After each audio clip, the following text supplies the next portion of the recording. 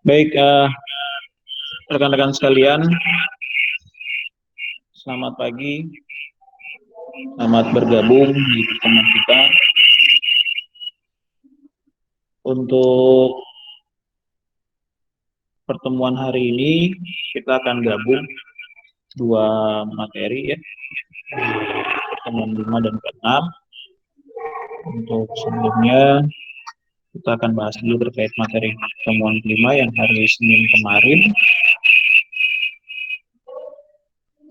Untuk Senin kemarin, kita bahas tentang materi kelima, di mana itu untuk mengganti mata kuliah di hari pertemuan pertama pada saat Isra Mi'raj libur. Baik, jadi konsepnya adalah di mana kita nanti UTS secara online dengan dua tipe soal, di mana nanti yang ada dua konsep. Yang pertama adalah pemahaman tentang teori, yang kedua pemahaman tentang praktikum. Teorinya teman-teman cukup pelajari materi-materi soal yang ada di setiap slide-nya dari slide pertama sampai dengan yang hari ini terakhir. Nanti untuk pemahaman praktikum itu pembahasannya tentang yang hari ini, yaitu di pertemuan kelima dan pertemuan keenam. Baik, langsung saja kita masuk di pertemuan kelima ini. Ya, pembahasannya tentang flowchart.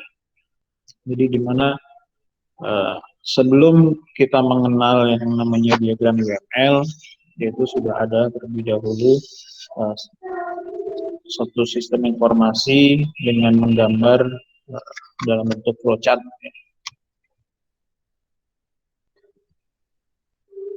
Nah, ini konsepnya. Di mana konsep flowchart ini merupakan bagan-bagan mempunyai arus yang menggambarkan langkah proses penyelesaian suatu masalah, di mana flowchart ini untuk penggambaran secara grafik dari langkah-langkah dan urutan prosedur dari suatu program. Jadi ini gambarannya step by step-nya bagaimana kita masuk ke dalam program, mulai dari login dengan akhir aktivitas di dalam program tersebut seperti apa. Nah, inilah digambarkan dalam bentuk diagram.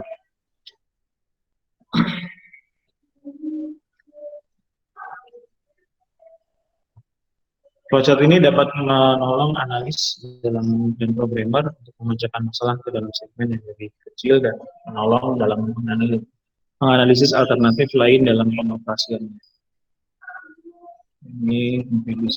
Nah, ini tujuannya gambarkan, menjederhanakan rangkaian proses atau prosedur sehingga mudah dipahami dan mudah dilihat.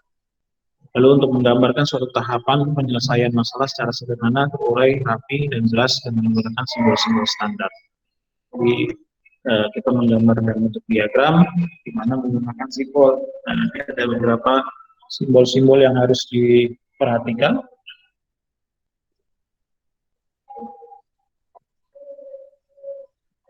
Ini fungsinya pertama terkait dengan relationship.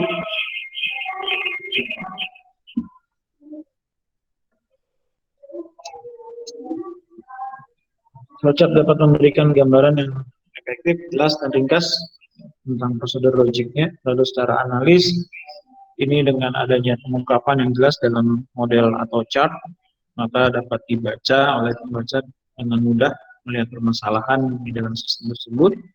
Lalu komunikasinya, karena di sini dalam bentuk simbol, digunakan menuju suatu standar tertentu yang sudah diakui secara umum. Jadi flowchart dapat merupakan alat bantu yang sangat efektif dalam mengkomunikasikan logika atau ya, logika suatu masalah atau mendokumentasikan logika tersebut. Ini yang tahapannya nanti bisa dibaca. Kita masuk langsung. Nah, ini contoh dalam alur flowchart. Gambarannya seperti ini. Bentar, saya perkecil. Ya. Di mana di sini dari mulai start, kita memulai suatu aplikasi.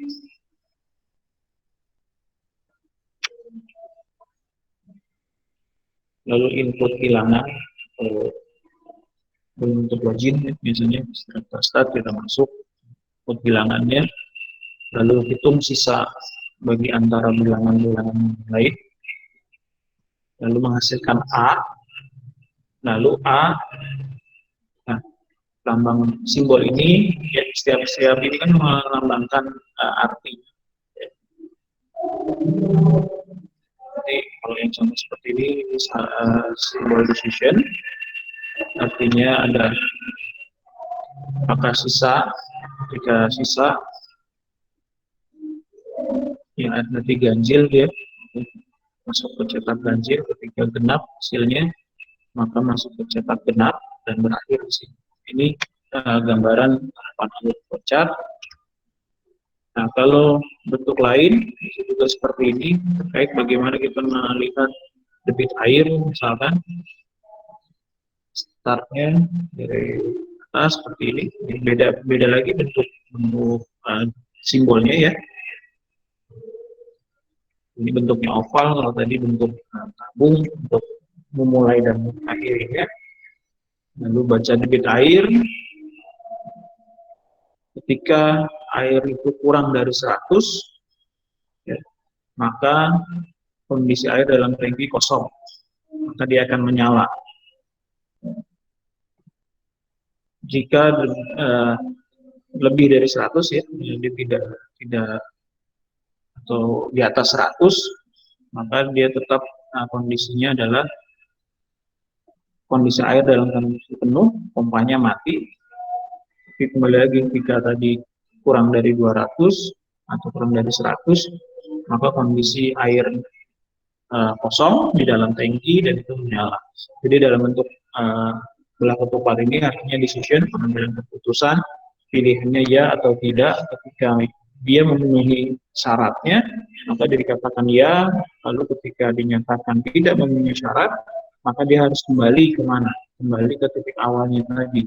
Ya, nah, ini dikatakan simbol decision. Seperti itu. Ini arti-arti simbolnya.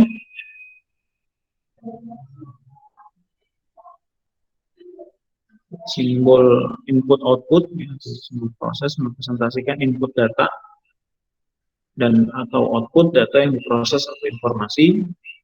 Jadi contohnya baca tentang jam, tarif, upah, dan lain. Lalu kalau bentuk persegi ini menandakan suatu proses. Kalau bentuk lingkaran ini sebagai penghubung. Lalu anak panah ini merepresentasikan alur kerjanya. Lalu garis putus terhubung dengan persegi panjang ini sebagai penjelasan, digunakan untuk komentar tambahan. Ini bentuk contohnya. Nah, tadi ini decision atau keputusan dalam program. Jadi apakah memenuhi syarat atau tidak, ini keputusannya seperti apa, menghasilkan 2 komentar. Ketika dia iya memenuhi syarat, maka lanjut ke sistem berikutnya. Ketika dia tidak memenuhi syarat, maka dia harus kembali ke titik awal. Lalu persegi panjang dengan 2 strip seperti ini. Ready finish proses, di mana rincian operasi berada di tempat lain. Ini contohnya. Lalu ini preparation, persiapan, simbolnya persegi panjang tapi ujungnya untuk segitiga. Lalu ini membentuk tabung ya, terminal points-nya bisa dalam mengartikan titik start atau titik awal. Lalu punch card-nya membentuk SIM card kalau kita lihat sekarang ini. Nah, ini sebagai proses juga bagian input atau output yang menggunakan kartu berlubang. Lalu bentuknya ada lagi seperti ini terkait dengan input output dalam format yang dicetak. Di magnet type, lingkaran, lalu untuk jenis tabung ya. Ini juga itu berupa input output yang menggunakan disk magnet dalam bentuk CD. Lalu magnet drum itu input output yang menggunakan drum magnetik.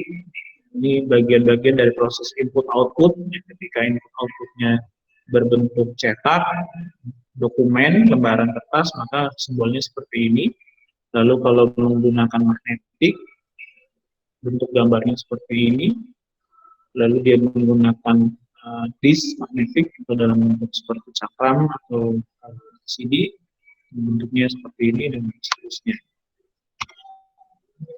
Ini masih simbol flowchart yang digunakan dalam simbol input output ketika datanya tentang online storage, ya, itu input output yang menggunakan penyimpanan akses langsung, penyimpanan langsung, one step. Ini tentang input output yang menggunakan pita kertas berlubang, manual input, bentuk ini untuk display, dan manual operation.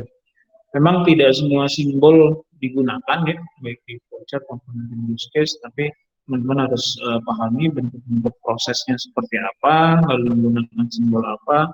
Nah, ini yang harus diperhatikan ya, teman-teman semua. Lalu ada simbol tentang komunikasi link, lalu terkait dengan offline, ini pun simbolnya seperti itu. Lalu ada beberapa jenis flowchart. Yang pertama tentang flowchart system. Gambarnya seperti ini bentuknya, yang berkaitan dengan sistem.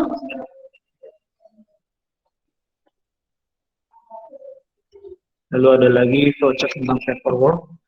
Ini alur kerjanya. Jadi kita menggunakan dokumen ya, simbolnya seperti ini. Ini hampir sama dengan kalau di diagram itu dengan activity diagram. Jadi bagaimana aktivitas saling berkaitan antar user. Di sini dicontohkan anggota, lalu dengan administrasi, lalu dengan kepala perpustakaan. Anggota mengisi formulir, ya, mengambil formulir, lalu melakukan pengisian formulir, lalu formulir diserahkan ke bagian administrasi. Bagian administrasi dia mendata formulirnya, lalu ketika valid datanya semua, maka dibuatkan kartu anggota. Dibuatkan kartu anggota.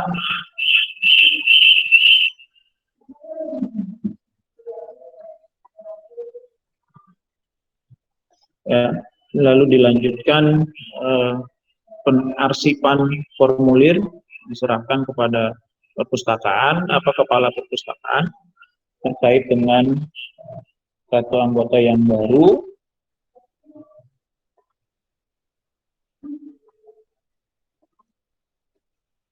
Diarsipkan kembali oleh kepala perpustakaan, kartu anggota lalu diserahkan kembali setelah datanya valid bagian administrasi, dan bagian administrasi mengembalikan atau menyerahkan kepada anggota. Nah, ini flowchart dalam bentuk paperwork, kertas kerja. Lalu skematik. Ini skematik, ini dalam bentuk gambar langsung yang digunakan untuk menggambar flowchart-nya. Ya. Mulai dari klien, proses input output, lalu masuk ke web servernya, baik menggunakan cloud atau menggunakan server, lalu bagaimana pencatatan atau proses input outputnya, menggunakan masuk pemrograman, lalu sudah mulai publish di webnya. Nah, ini alur skematik, jadi digambarkan bukan dalam bentuk diagram, tapi langsung bentuk-bentuk yang digunakan di dalam pekerjaannya. Lalu ada lagi flowchart program, ini bentuknya, jadi menggunakan simbol-simbol yang tadi semua sudah dijelaskan, fungsi-fungsi simbolnya. Ini ada start, lalu membaca data, ya. Lalu ini perhitungannya, terus sampai dengan ke bawah, balik lagi ini keputusannya atau decision-nya. Ketika iya dia selesai, ketika tidak dia kembali lagi ke dalam proses membaca data. Catatan bahwa flowchart program ini adalah rincian dari sistem flowchart, ya, nomor 1, untuk kotak yang bernama tentukan jumlah pesanan, dia menentukan pesanannya. Ini gambar contoh flowchart program. Lalu ada lagi flowchart proses. Nah, ini simbolnya terkait dengan flowchart proses. Lingkaran oval ini menandakan operasi, lalu anak panah ini menandakan perpindahan atau transportasi, bentuk persegi ini inspeksi, lalu untuk setengah lingkaran persegi dengan ujung setengah lingkaran ini adalah sebagai tanda penundaan, lalu segitiga ke bawah ini penyimpanan atau file. Nah, ini contohnya terkait dengan flowchart proses. Ada beberapa teknik pembuatan untuk flowchart ini. Yang pertama, tidak ada kaidah yang baku, artinya tidak ada ketentuan khusus dalam pembuatan flowchart.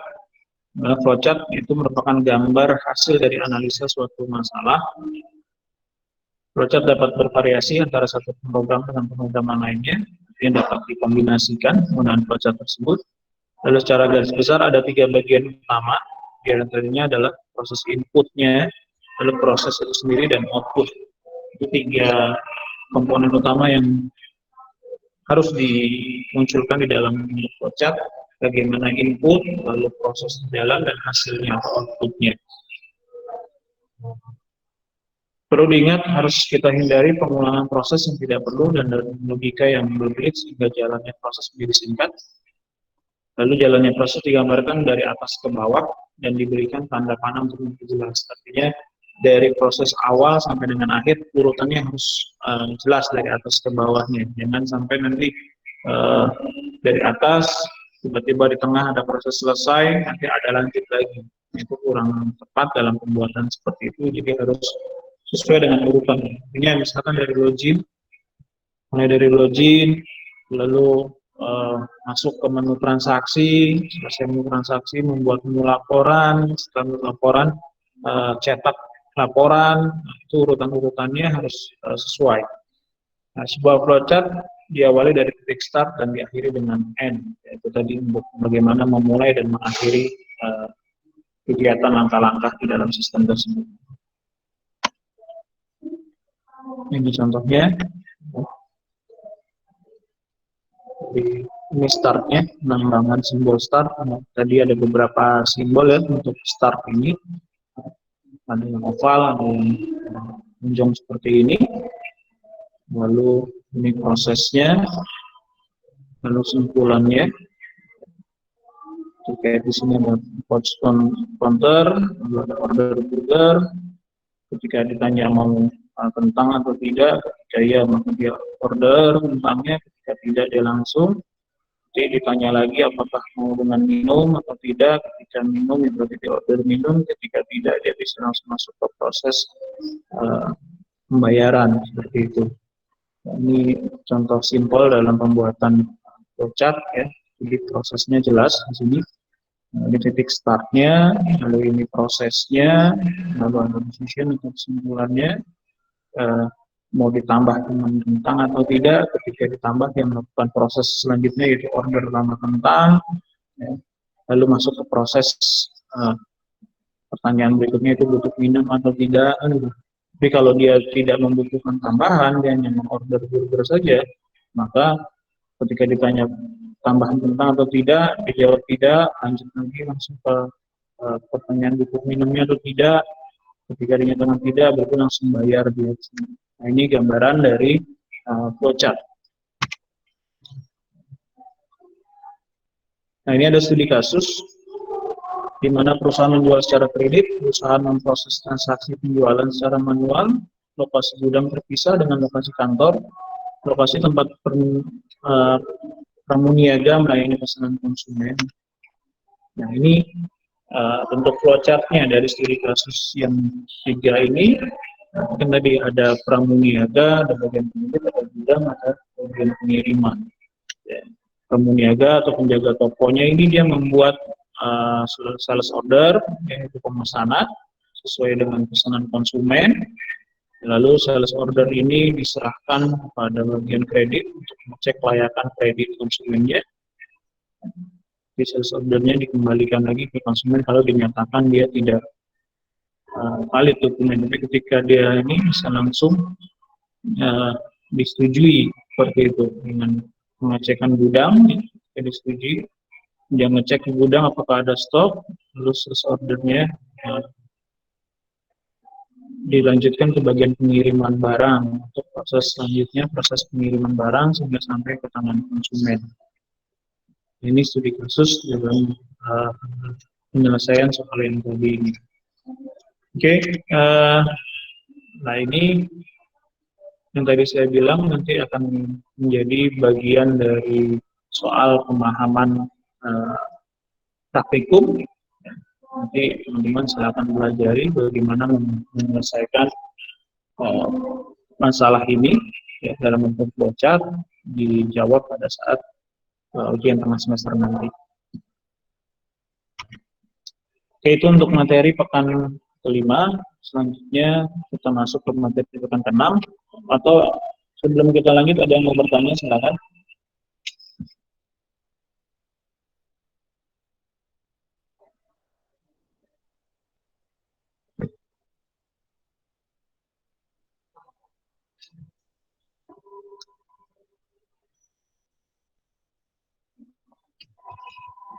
Silakan kalau ada yang mau ditanyakan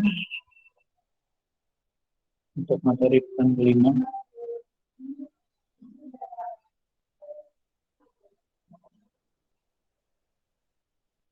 Baik, sambil menunggu pertanyaan, kita lanjut ke materi pekan ke-6, materi hari ini.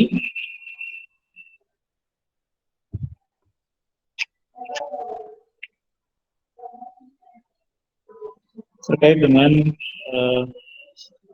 perancangan sistem informasi pengenalan UML, ini materi sudah pernah di-share pada saat pertemuan kedua atau ketiga terkait dengan persiapan atau tugas pertama teman-teman semua dalam membuat diagram UML, yaitu membuat use case.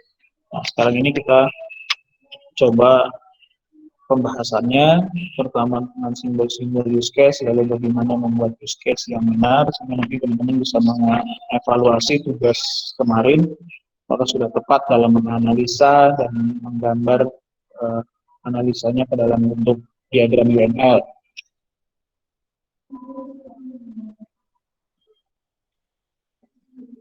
Nah, ini gambaran umumnya terkait dengan diagram UML.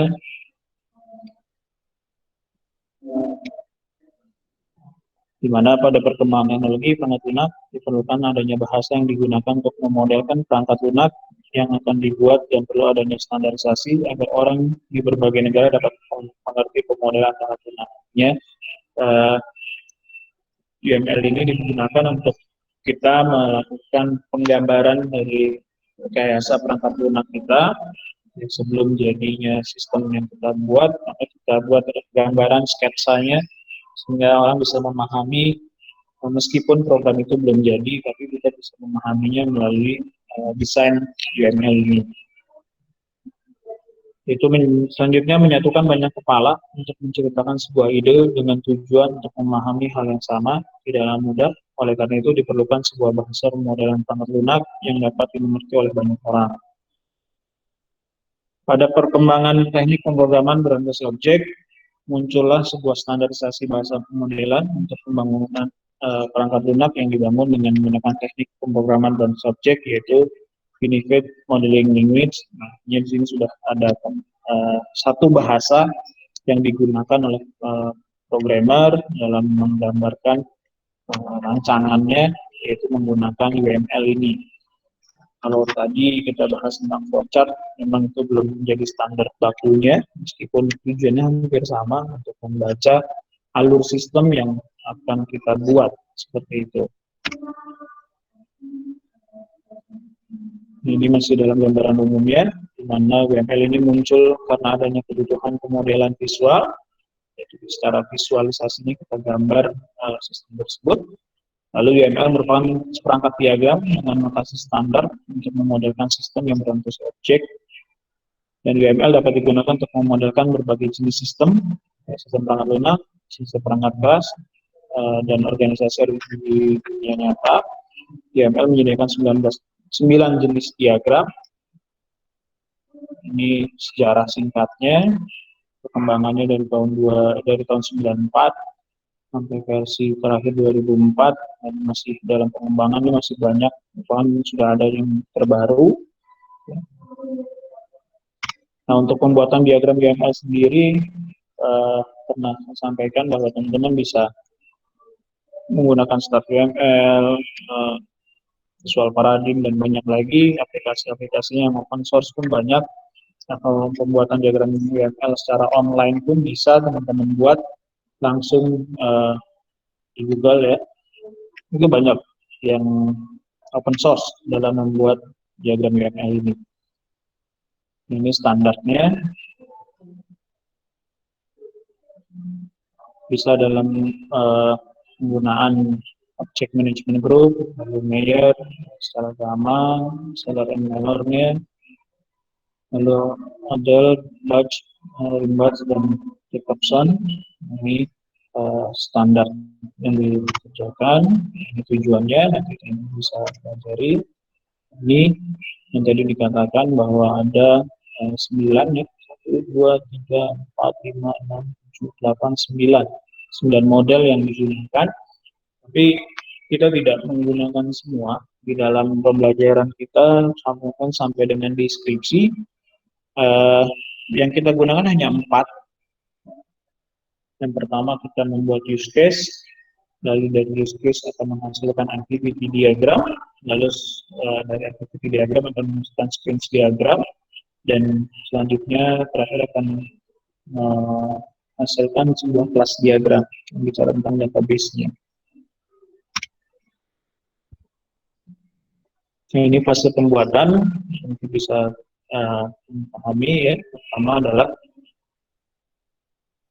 kita harus buat dulu daftar bisnis proses dari level tertinggi ya, untuk mendefinisikan aktivitas dan proses yang mungkin muncul. Artinya kita harus catat dulu, kita list dulu semua permintaan user requirement-nya dari user tadi, user seperti apa saja yang dibutuhkan dari level tertingginya sampai dengan selesai.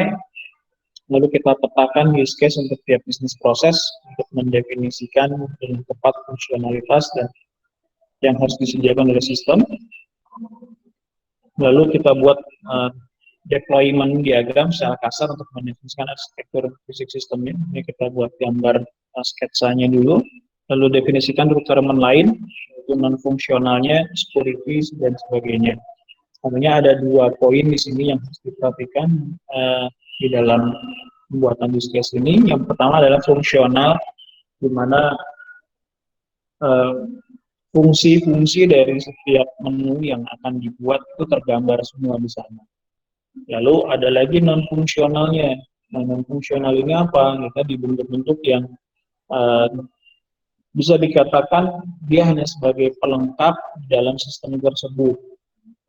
Tidak memiliki fungsi yang vital, sehingga ketika fungsi itu tidak ada, maka akan berakibat kepada program tersebut. Jadi hanya sebatas tambahan-tambahan saja yang dikatakan non-fungsional di sini.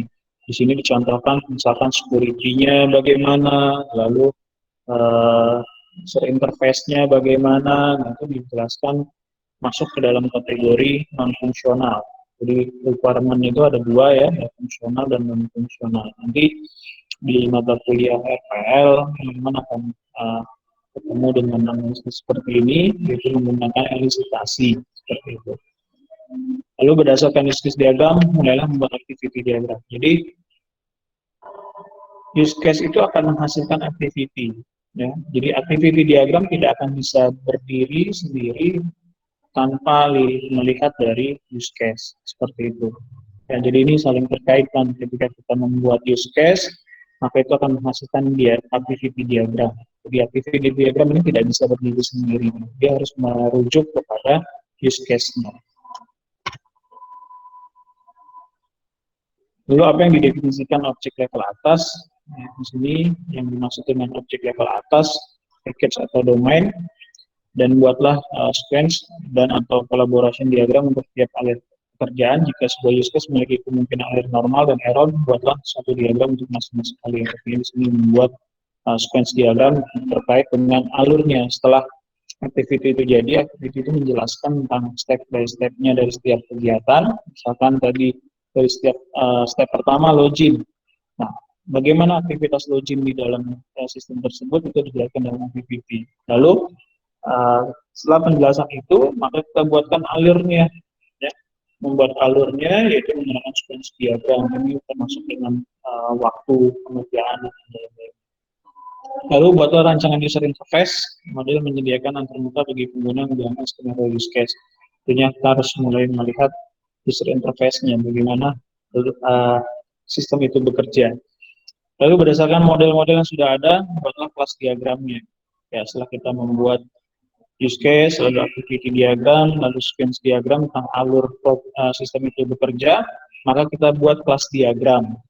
Ya, itu setiap package-nya atau domain dipecah menjadi hierarki kelas lengkap dengan atribut dan metodenya. Akan lebih baik jika untuk setiap kelas dibuat unit test untuk menguji fungsionalitas kelas dan interaksi dengan kelas lain. Artinya di pekan kemarin sudah sedikit kita singgung terkait dengan kelas atau database-nya. Nah, selanjutnya step-nya adalah setelah kelas diagram dibuat, kita dapat melihat kemungkinan pengelompokan kelas menjadi komponen-komponen, di mana itu untuk membuat komponen diagram pada tahap ini juga didefinisikan kelas integrasi. Setiap interaksi antar kelas itu keterkaitan antar data dari setiap tabel yang ada ini harus kita uji agar tadi kita tidak salah dalam menarik data, maka harus kita pahami dulu alur kerja data tersebut. Lalu perhalus deployment diagram yang sudah dibuat, detailkan kemampuan dan diperlukan turunannya agar benar-benar detail dan jelas apa yang kita gambarkan. Lalu mulai membangun sistem. Nah, artinya dengan pendekatan use case ini, dengan assign setiap use case kepada tim pengembang untuk melakukan direkturnya. Nah, yang perlu teman-teman ketahui adalah di dalam pembuatan suatu program atau aplikasi, kuncinya itu hanya ada 3. Ya, pertama dari analisa. Analisa itu nanti berkaitannya dengan antisipasi terkait dengan requirement, user requirement, permintaan dari user seperti apa. Nanti akan dibahas detailnya di mata kuliah RPL. Lalu yang kedua terkait dengan desain. Ya, jadi desain ini kita menerjemahkan apa yang diinginkan user dalam bentuk diagram, yaitu menggunakan UML tadi, ada use case, activity, sequence diagram, dan class diagram. Itu desain. Lalu istilah lainnya kalau di desain ini adalah perancangan ya, dirancang dalam bentuk diagram-diagram seperti itu untuk kita bisa mengetahui alur sistemnya nanti seperti apa. Dan yang ketiga implementasi. Nah, implementasi ini baru terkaitan dengan hasil dari program tersebut seperti apa. Jadi 3 poin ini saling berkaitan di dalam suatu proyek. Apalagi kalau kita bicara di akademisi, di skripsi atau di tugas akhir, ketika 3 poin ini ya antara analisa, desain atau perancangan dan implementasi tidak memiliki hubungan satu sama lain, maka bisa dinyatakan hasil tugas akhirnya tidak sempurna, bahkan gagal seperti itu. Nah tadi poin intinya adalah tiga urutan tadi, analisa, perancangan atau desain, dan implementasi itu harus sama semua. Jadi kalau kita analogikan adalah misalkan ada permintaan user tentang sistem akuntansi, ya. Sistem akuntansi, lalu kita analisa akuntansinya seperti apa. Ternyata tentang akuntansi biaya, ya, atau akuntansi penjualan, terkait dengan penjualan ya misalkan. Di situ apa saja yang dibutuhkan terkait dengan akuntansi penjualan atau akuntansi biaya tadi. Dijabarkan semua di situ, lalu kita terjemahkan ke dalam perancangan. Ya, tentu yang sesuai dengan analisa tadi yang berkaitan dengan akuntansi biaya atau akuntansi penjualan. Jangan sampai di analisa kita bicara tentang akuntansi penjualan atau biaya, tapi di desain perancangan kita bicara tentang akuntansi pembelian. Nah itu yang nggak benar. Jadi harus satu arah, satu jalur. Kalau bicara di awal analisanya tentang akuntansi penjualan, maka di perancangan atau desainnya pun bicara tentang akuntansi penjualan, dan implementasinya pun menghasilkan tentang akuntansi penjualan. Itu yang baru dinyatakan benar. Tapi kebanyakan senior-senior kalian atau kelas kalian dalam membuat skripsi itu berangkatnya bukan dari analisa dulu, tapi berangkatnya dari implementasi atau dari hasil programnya dulu yang dikerjakan. Nah, itu yang kurang tepat. Kenapa saya katakan kurang tepat? Karena tadi belum tentu program yang sudah dibuat ini sesuai dengan permintaan dari user. Jadi kita harus perhatikan itu. Urutannya harus jelas 3, dimulai dari analisa sampai dengan implementasi, bukan dimulai dari implementasi. Ya. Alasan umum biasanya itu teman-teman senior kalian bahasnya penulisan gampang Pak, nanti belakangan saja, lebih mudah mengerjakan programnya dulu. Nah, padahal itu hal yang tidak tepat, yang tidak dibenarkan lah. Ya. Lalu bagaimana Pak kalau kita sudah terlanjur membuat program terlebih dahulu Pak? Ya, kalau memang sudah terpaksa membuatnya program lebih dulu, maka mau tidak mau penulisanlah yang menyesuaikan dengan program. Seperti itu, ya. Bukannya kita mengkrit dari awal sampai dengan program jadi, tapi program sudah jadi, maka penulisanlah yang menyesuaikan.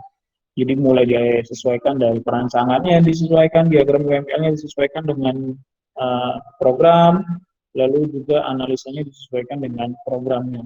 Itu harus jalan. Intinya harus sesuai apa yang dibutuhkan oleh user, lalu perancangannya sesuai, implementasinya pun sesuai. Itu yang harus diperhatikan kuncinya. Bapak berapa kali menguji atau sidang skripsi ini menemukan hal-hal seperti itu, ketidaksesuaian dari 3 poin tadi, maka dengan sangat mudah penguji itu akan memberhentikan sidang dan dinyatakan mahasiswa tersebut tidak lulus, seperti itu.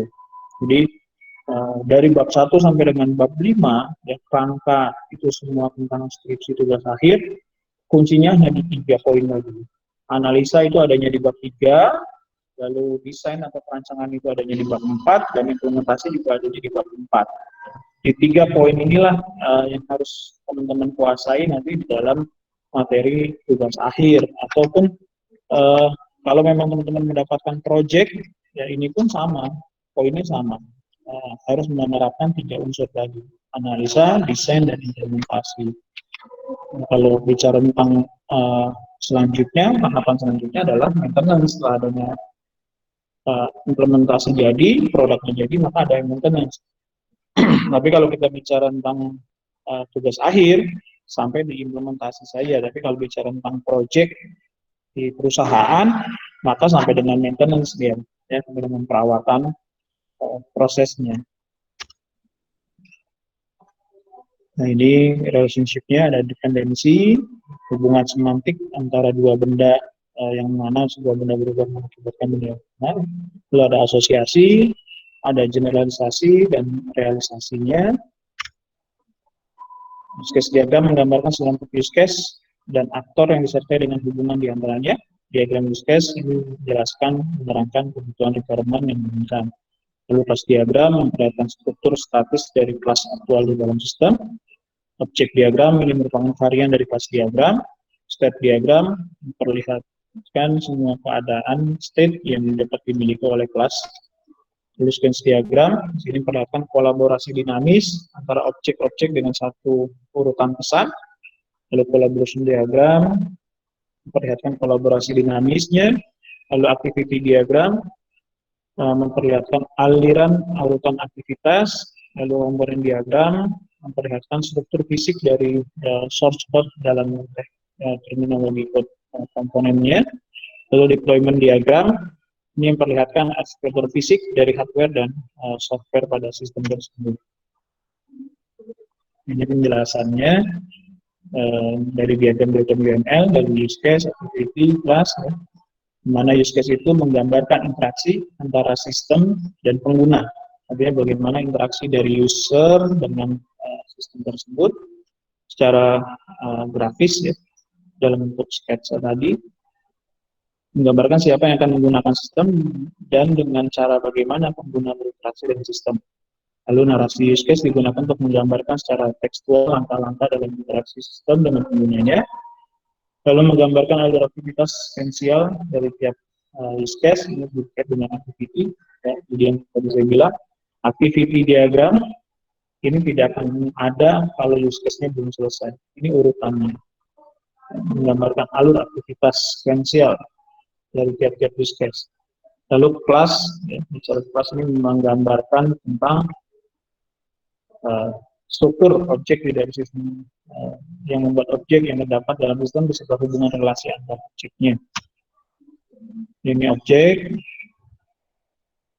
itu serupa dengan kelas diagram, namun digunakan untuk memodelkan kejadiannya. Lalu state machine memodelkan bagaimana kejadian dapat mengubah keadaan. Lalu composite structure di sini membentuk komposisi struktur internal kelas, komponen atau use case. Ini sequence diagram menggambarkan secara grafis bagaimana objek berinteraksi satu sama lain melalui pesan selama eksekusi suatu use case operasinya. Lalu ada komunikasi di dalam UML, ya, satu kali disebut kolom khusus diagram, menggambarkan interaksi objek. Lalu interaction overview-nya mengkombinasikan fitur dari diagram sequence dan diagram aktivitas untuk menunjukkan bagaimana objek-objek berinteraksi dalam aktivitas use case-nya. Ini timing, komponen, deployment, dan package. Ini bisa dipahami,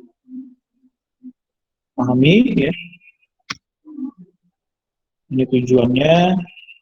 Nah, sekarang kita masuk ke dalam simbol. Ini ada tujuan teman-teman bisa pahami. Lalu kita masuk dengan simbol. Nah, dalam bentuk oval seperti ini nama use case-nya, di mana fungsionalitas yang disediakan sistem sebagai unit yang saling bertukar pesan antar unit atau aktor, biasanya dinyatakan dengan menggunakan kata kerja di awal frase nama use case. Ya, ini menggunakan kata kerja. Lalu aktor, ini aktor ya simbolnya, seperti orang, di mana di sini bukan orang saja yang bisa dikatakan sebagai aktor. Di deskripsinya, orang, proses, atau sistem lain yang berinteraksi dengan sistem informasi yang akan dibuat di luar sistem informasi yang akan dibuat itu sendiri. Jadi, walaupun simbol dari aktor adalah gambar orang, tapi aktor belum tentu merupakan orang. Biasanya dinyatakan menggunakan kata benda di awal frase nama aktor. Kalau tadi menggunakan kata kerja, lalu digunakannya menggunakan kata benda. Lalu garis ini melambangkan asosiasi, komunikasi antara aktor dan use case yang berpartisipasi pada use case atau use case memiliki interaksi dengan aktor. Nah, ada lagi garisnya putus-putus dengan anak panah. Ya. Ini menandakan extend atau ekstensinya, di mana relasi use case tambahan ke sebuah use case, di mana use case yang ditambahkan dapat berdiri sendiri walau tanpa use case tambahan itu. Mirip dengan prinsip inheritance pada pemrograman berorientasi objek. Biasanya use case tambahan memiliki nama depan yang sama dengan use case yang ditambahkan. Misalnya, ada validasi nama. Ya. Validasi username ini dia sebagai use case utamanya, lalu tambahannya adalah validasi user. Maka dikaitkanlah dengan hubungan extend seperti ini. Nah, pahami di sini penggunaan extend adalah relasi use case tambahan ke sebuah use case di mana use case yang ditambahkan dapat berdiri sendiri walau tanpa use case tambahan itu. Artinya validasi ini dia bisa berdiri sendiri tanpa adanya validasi user pun dia bisa. Atau bisa juga kita langsung masuk ke validasi user tanpa harus masuk ke validasi username. Atau kita bisa langsung dari validasi username bisa langsung ke validasi sidik jari tanpa harus melintasi atau mampir dulu ke validasi user. Nah, perhatikan arah panah mengarah pada use case yang ditambahkan. Ini harus diperhatikan. Ya, anak panah ini mengarah kepada use case tambahannya, bukan mengarah kepada use case utama. Jadi, bedakan nanti anak panahnya, yang sampai terbalik. Karena nanti selain extend, ada lagi include. Nah, ini juga hampir sama. Nah, ini harus diperhatikan beda antara include dengan extend. Lalu ada generalisasi, di mana hubungan generalisasi dan spesialisasi antara dua buah use case. Ya. Nah, ini tadi yang saya kaitkan dengan include, hampir sama dia, simbolnya sama dengan extend, tapi keterangannya yang berbeda. Nah, perhatikan di sini. Relasi use case tambahan ke sebuah use case, di mana use case yang ditambahkan memerlukan use case ini untuk menjalankan fungsinya.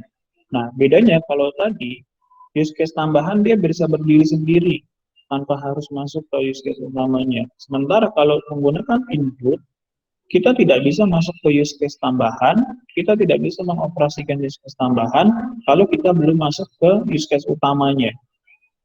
Seperti itu, ya. Kesimpulannya seperti itu, jadi relasi use case tambahan ke sebuah use case di mana use case yang ditambahkan memerlukan use case ini untuk menjalankan fungsinya atau sebagai syarat menjalankan use case ini. Artinya, tambahan itu tidak akan bisa berjalan kalau kita belum menjalankan yang utama. Contoh, ya, ada dua sudut pandang yang cukup besar mengenai input use case. Input berarti use case yang ditambahkan akan selalu dipanggil saat use case tambahan dijalankan, misal pada kasus ini. Nah, ini contohnya seperti ini. Ada login, ada validasi username. Ya, use case login, use case validasi username. Kita kasih garis putus-putus dengan anak panah. Artinya tahapan pertama adalah login. Ya, tahapan pertama login, lalu tahapan setelah login itu adalah validasi username. Ya, kita kasih garis ini disebut sebagai use, ya. Nah, karena kalau garis lurus ini use sebutnya, tapi kalau garis putus-putus kita perhatikan anak panahnya kemana. Nah, di sini ada keterangan include. Artinya, kita tidak bisa langsung masuk ke dalam use case validasi username. Ya, ini katakan relasi tambahan. Jadi, anak panah ini menandakan ini adalah tambahannya.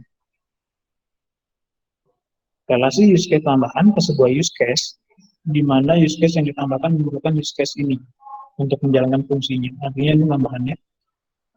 Untuk menjalankan fungsi ini, kita harus melakukan use case utamanya dulu, masuk ke dalam proses use case utama, yaitu login.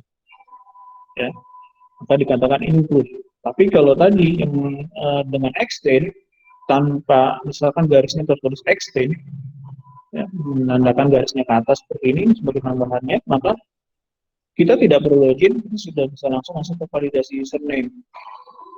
Nah, itu yang membedakan antara include dengan extend. Ya, kalau kita include, maka dua use case ini saling berhubungan erat. Kita tidak bisa memasuki use case yang kedua kalau kita belum masuk ke login dulu atau ke use case pertama. Tapi kalau di extend, kita tanpa harus masuk ke use case pertama, kita langsung bisa masuk ke use case yang keduanya. Itu yang membedakan antara include dengan extend. Ingat, simbolnya sama, hanya ada keterangan yang membedakan input atau extend. Perhatikan anak panahnya. Ya. Oh, ini jadi dikatakan anak panah itu mengarah pada use case tambahannya.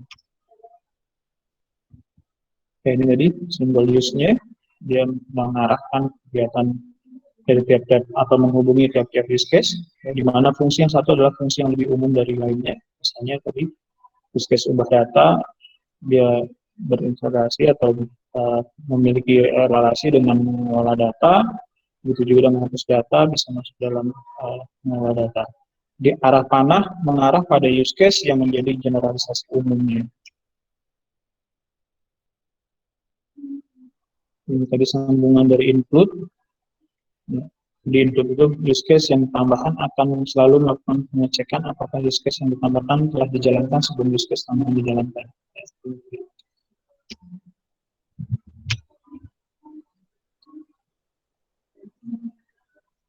Konsep aktor pada UML. Jadi tadi ada aktor ya, meskipun disimbolkan dengan orang, tidak selamanya aktor itu orang. Nah, konsepnya seperti ini.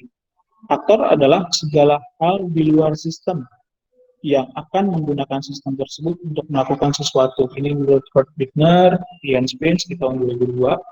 Ini berdasarkan pemahaman tersebut bahwa segala sesuatu yang berinteraksi dengan sistem adalah aktor. Artinya, pihak eksternal di luar sistem tersebut yang berinteraksi dengan sistem itu kita sebutnya aktor. Jadi cara mudah untuk menemukan aktor adalah dengan bertanya, siapa yang akan menggunakan sistem? Admin, maka admin adalah aktornya. Lalu apakah sistem tersebut akan memberi nilai bagi aktor? Ada nilainya tidak? Jadi hasilnya bagaimana? Ya, untuk admin itu seperti apa hasilnya? Yaitu membuat laporan, nanti laporan diserahkan kepada owner untuk membaca tersebut. Ya. Lalu yang perlu diingat adalah tidak semua aktor adalah manusia. Bisa saja sistem lain yang berinteraksi dengan sistem yang Anda buat. Contohnya apa? Yang berinteraksi. Peralatan output misalkan. Ya. Peralatan output itu juga bisa sebagai aktor. Karena tadi dia berinteraksi dengan sistem. Yaitu misalkan printer, monitor, itu pun bisa dikatakan sebagai aktor. Ya, ingat perlu dipahami bahwa tidak semua aktor adalah manusia. Tapi pihak eksternal sistem yang terlibat secara langsung pada sistem tersebut. Itu dikatakan aktor.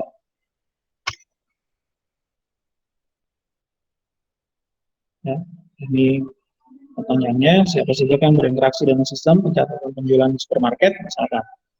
Kalau studi kasusnya di penjualan di supermarket. Ya. Analisanya, yang pertama yang terlibat yang berinteraksi dengan sistem, yaitu bagian yang akan mencatat penjualan barang, lalu bagian yang ingin tahu berapa besar keuntungan yang didapatkan, lalu bagian yang ingin tahu berapa banyak produk yang berkurang. Artinya ada 3 bagian.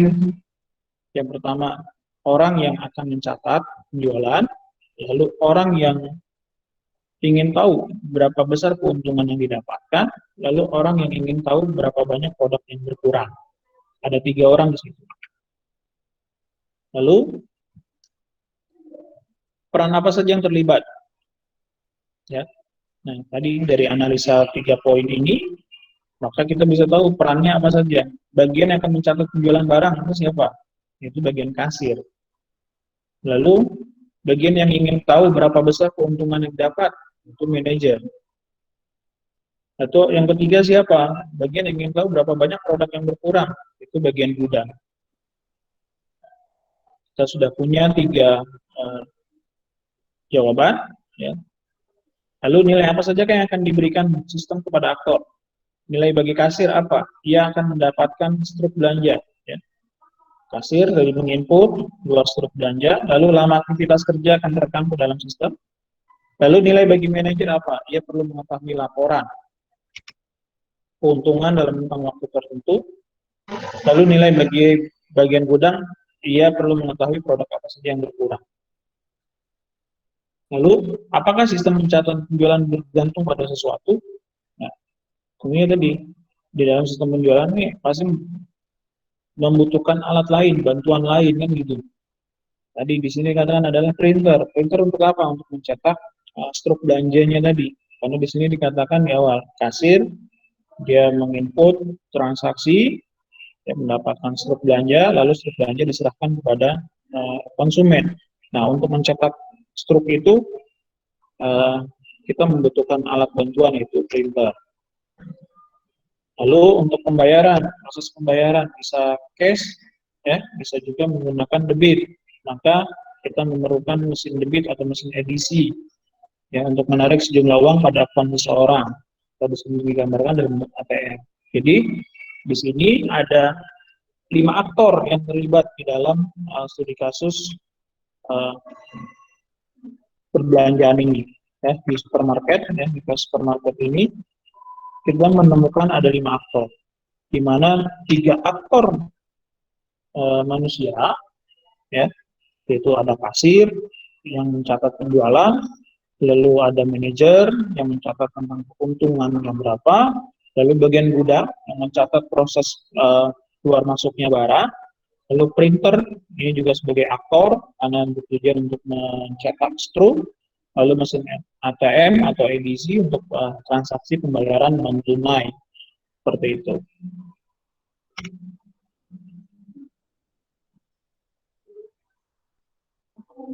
Oke, jadi jika kita lihat dari tabel di atas, maka akan timbul pertanyaan, mengapa struk belanja menjadi nilai bagi kasir dan bukannya pelanggan? Ya, karena struk belanja memang nilai bagi pelanggan, namun yang perlu diingat adalah pelanggan tidak berinteraksi langsung dengan sistem. Ini perlu dicatat. Ya. Karena yang berinteraksi langsung dengan sistem itu adalah kasir, maka struk itu merupakan nilai bagi si kasirnya. Ya. Kasirlah yang berinteraksi langsung dengan sistem, pelanggan akan mendapatkan nilainya melalui kasir. Dia mendapatkan struk itu dari kasir.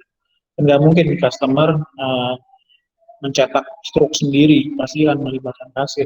Melalui proses input oleh kasir, di print, keluar struk, lalu struk tersebut diserahkan kepada customer. Struk yang diserahkan customer itu adalah nilai bagi customer. Lalu yang kedua, sistem dibangun untuk menyediakan kebutuhan bagi aktor. Jika suatu saat nanti stakeholder akan menentukan bahwa sistem pencatatan penjualan akan berinteraksi dengan pelanggan, maka aktor di atas pun tentu saja akan berubah. Ingat, ya, sistem dibangun untuk menyediakan kebutuhan bagi aktor. Jika suatu saat nanti stakeholder akan menentukan bahwa sistem pencatatan penjualan akan berinteraksi dengan pelanggan, maka aktor di atas pun akan berubah. Jadi kalau customer itu atau pelanggan itu terlibat di dalam sistem, maka aktornya bertambah, yaitu si customer menjadi aktor. Contohnya, konsumen menjadi aktor ketika proses transaksi ini sudah menjadi online. Ya. Jika sudah menjadi online, maka si customer atau pelanggan tadi, dia masuk ke dalam sistem, terlibat di dalam sistem. Maka itulah yang dikatakan aktor. Jadi pelanggan sebagai aktor. Jadi ingat kuncinya adalah siapapun mereka yang terlibat di dalam sistem, maka itu adalah bagian dari aktor. Seperti itu kuncinya.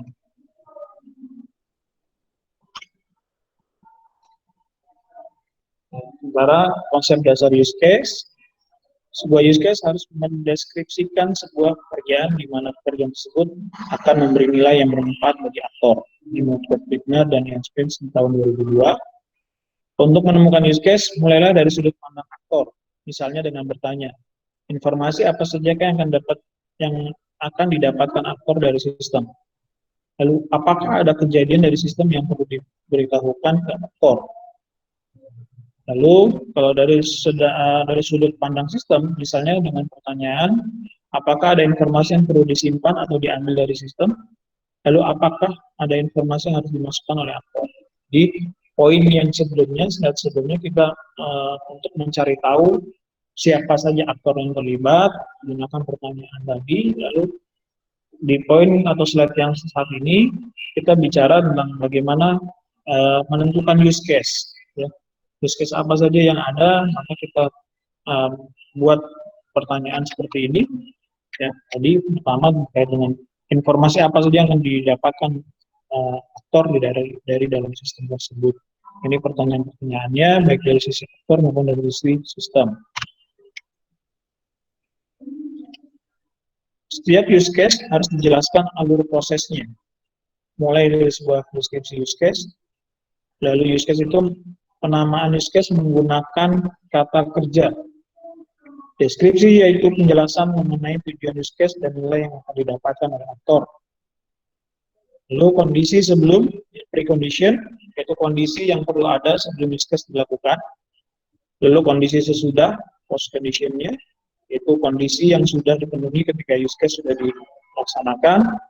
Lalu ada alur dasar, basic flow-nya, yaitu merupakan alur yang menceritakan jika semua aksi yang dilakukan adalah benar atau proses yang harus terjadi. Lalu alur alternatif, yaitu alur yang menceritakan aksi alternatif yang berbeda dari alur dasar. Lalu diagram use case adalah sebuah diagram yang menjelaskan apa yang harus dilakukan oleh sistem pada level konseptual, sehingga kita dapat memahami apakah keputusan yang diambil oleh sistem adalah benar atau tidak. Nah, sebuah use case seharusnya dibuat untuk menghasilkan suatu nilai kepada aktor. Kuncinya itu, sebuah use case dibuat untuk menghasilkan suatu nilai kepada aktor.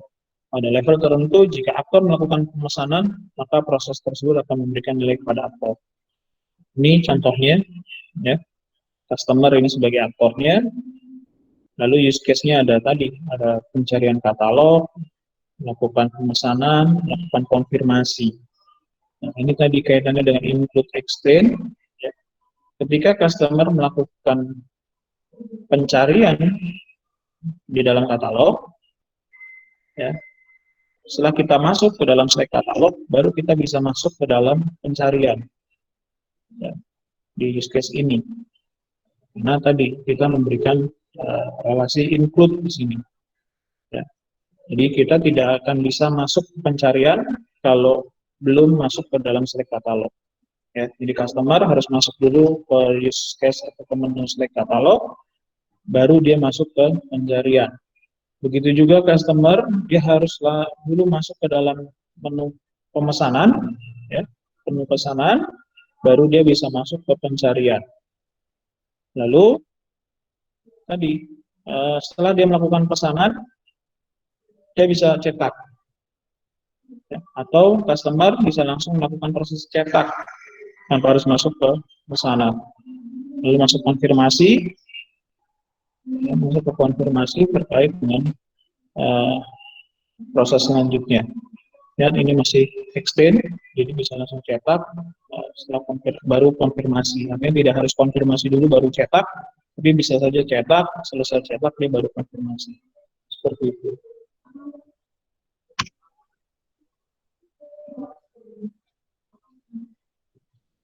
Ini yang kemarin ya, terkait dengan perpustakaan, contoh yang kemarin kita bahas di tugas pertama.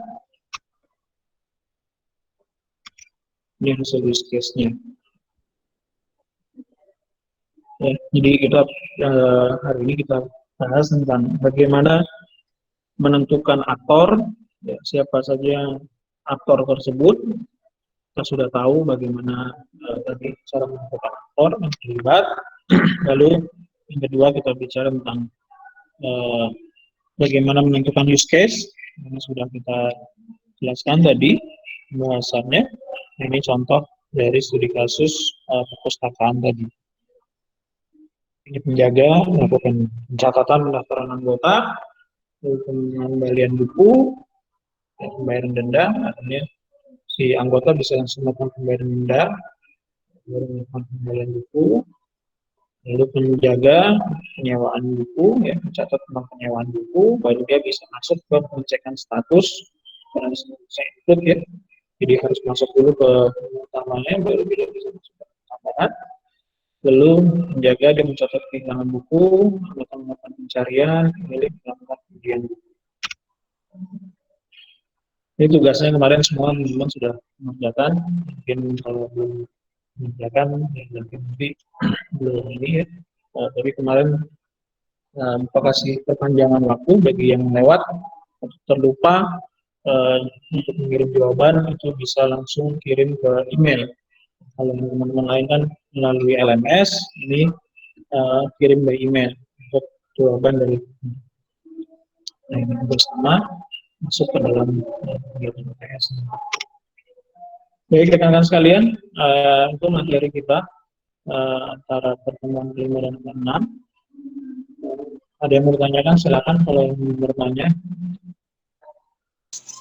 Pak, maaf, ini tugas yang kemarin itu ya? Iya, ini tugas yang minggu tugas pertama. Kan sudah dikirim ke LMS atau terus dikirim lagi ya. di Enggak. Bagi mereka yang terlewat di dalam LMS, iya, selesaikan lalu kirimnya ke email seperti itu. Kalau yang tadi bahas tentang yang buat itu buat apa ya Pak? Yang flow chart itu? Yang flowchart itu nanti di UTS. Nanti di UTS ada yang mendapatkan soal itu dan juga ada. Jadi kan ada dua tipe A dan tipe B untuk pemahaman praktikumnya. Nanti ada yang mendapatkan pemahaman praktikum tentang flowchart, ada yang membuat flowchart, nanti ada lagi yang mendapatkan soal tentang membuat use case. Jadi dia membuat use case seperti itu. Jadi Oh, dua tipe soal. UTS nanti Pak ya? Itu kita Ya. praktek. Kenapa? Untuk UTS-nya ini praktikum ya Pak? Menjawab soal. Menjawab soal. Oh, iya baik Pak.